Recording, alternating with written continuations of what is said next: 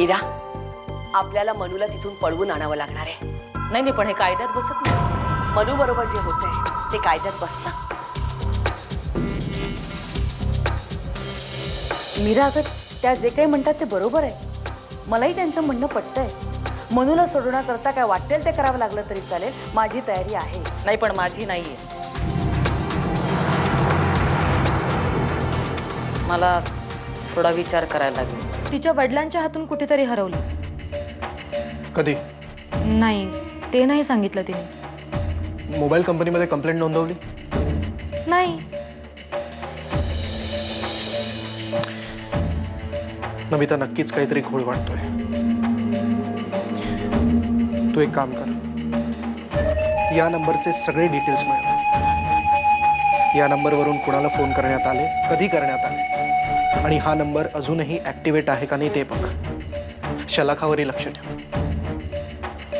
मला वाटतं शलाखाच्या घरातच कुठेतरी पाणी मुरतंय. आपण मनूला त्या आसालम मधून पळवायचं,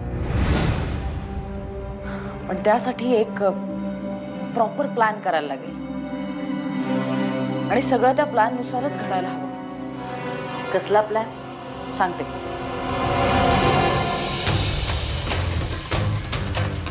हे सगळं आम्हाला जमवावं लागेल.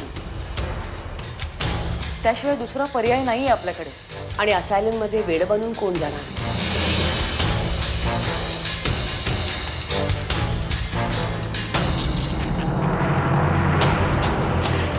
त्यासाठी आपल्याला आणखी एका साथीदाराची गरज लागेल.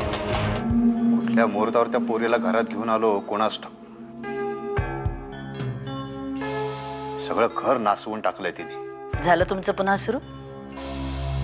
आणि तिचीच हवा तुलाही लागली आहे आता. त्या पोरीनं कोणाचं ऐकलं नाही. आता तूही तिच्या पावलावर पाऊल ठेवून चाल. हे बघ आशा, आकाशने तिचं सगळं ऐकून घेतलं असेल, खपवून घेतलं असेल, पण मी खपवून घेणार नाही. मला कळलंय कुठे गेली होतीस ते. पुन्हा त्या पोरीच्या केस करता कुठेही जायचं नाही, समजलं? समजलं. चांगलंच समजलं मला. मला वाटलं होतं तुम्ही इतरांपेक्षा खूप वेगळे आहात, पण मी खूप चुकीचं समजले तुम्हाला. हा नंबर? हा माझ्या घरचाच नंबर आहे आणि मुद्दाम ह्या नंबरावरनच फोन करतोय तुला.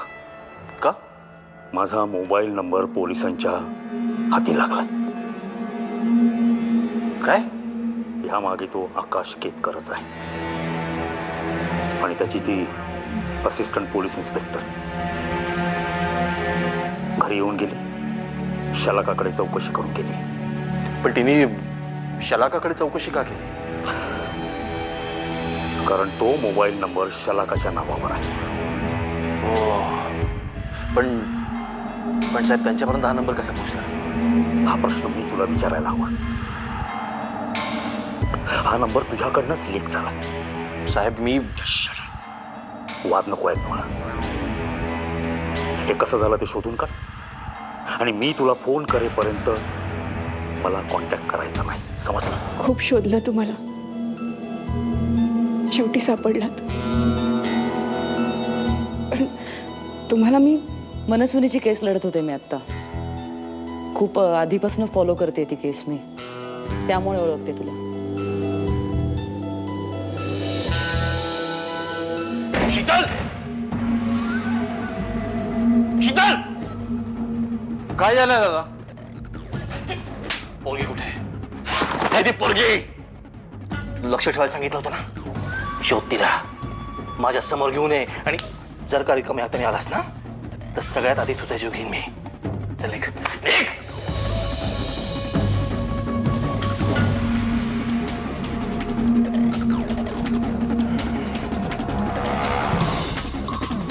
शीतल, त्या मंगेशला शिक्षा झाली पाहिजे. ही लढाई थांबता कामा नये.